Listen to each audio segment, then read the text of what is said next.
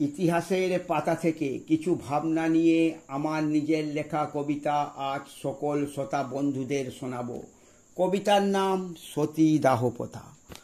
আমি মানছি, স্বীকার করছি, কোনো একটা কুসংস্কারের বীজ বা প্রথা সহজে সৃষ্টি হয় না, এর পিছনে কারণ থাকে, যেমন সতীদাহ প্রথা। মুসলিম রাজত্বে সদ্য স্বামীহারা হিন্দু বিধবারা যৌবন শাসকের অগ্রাসন থেকে বাঁচতে পুরুষ লালসা। মানুষ খেকোদের হাতে বিধবার সর্বনাশ হওয়ার চেয়ে ঢের ভালো স্বামীর চিতায় স্বর্গযাত্রী হওয়া।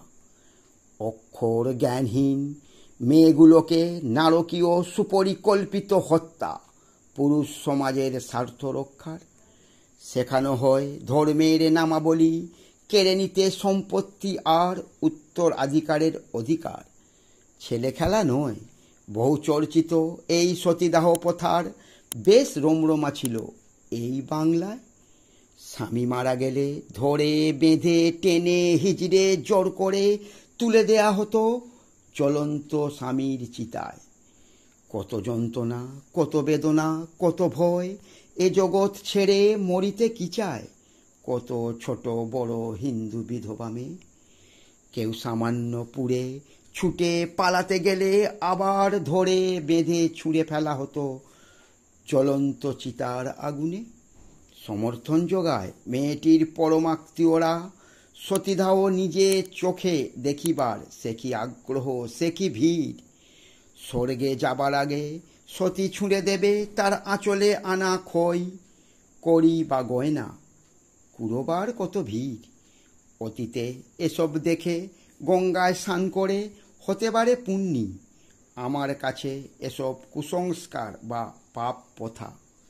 সতীদাহ হঠাৎ গজিয়ে ওঠা প্রথা নয়, সনাতন হিন্দু সমাজের সযত্নে লালিত এক লৌকিক প্রথা। ঘৃণিত এ প্রথার কাঁথায় আগুন রাজা রামমোহন রায় ঠিক করেছেন তুলে দিয়ে এই প্রথা।